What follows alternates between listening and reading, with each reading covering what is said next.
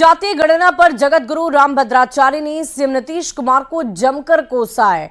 उन्होंने कहा कि हिंदू समाज को जाति में बांटकर कमजोर करने की साजिश की जा रही है।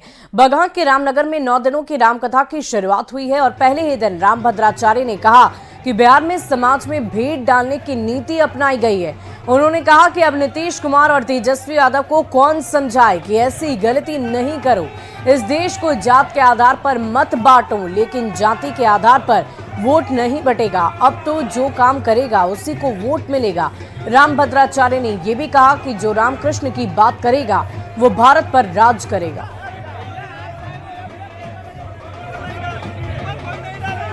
तो हिंदू समाज को कमजोर करने का आरोप रामभद्राचार्य ने नीतीश कुमार पर लगाया है। जाति के आधार पर वोट नहीं मिलेगा, इस बात की भी उन्होंने चर्चा की और साफ शब्दों में कहा कि जो राम को पूजेगा, जो कृष्ण को भजेगा, उसे ही अब जनता भी पूछेगी। जाति के आधार पर काम नहीं करने पर भी वोट नहीं मिलेगा।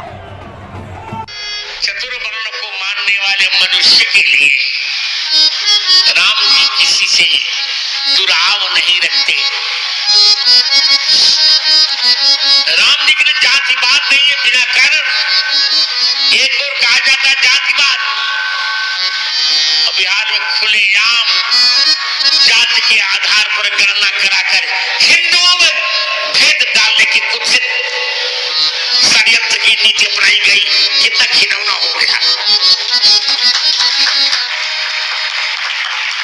कितना बुरा हुआ है। अब कौन समझावे नीतीश जी को, तेजस्वी बाबू कैसी गलती मत करो। इस देश को जाति के आधार पर मत बांटो बेटा।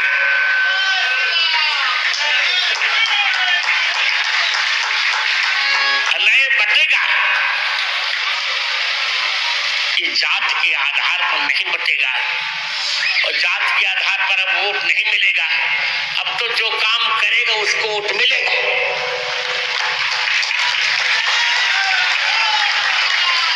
अब तो नोट करो, जो राम कृष्ण की बात करेगा वो भारत पर राज्य करेगा।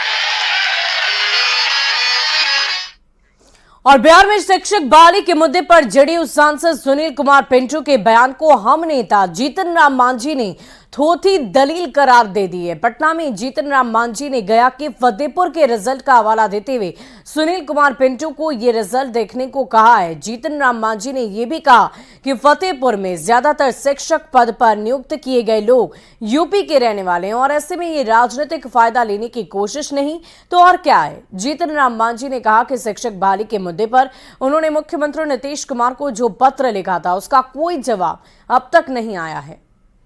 ये थोथी दलील है, इसी को कहा जाते हैं जबरदस्ती।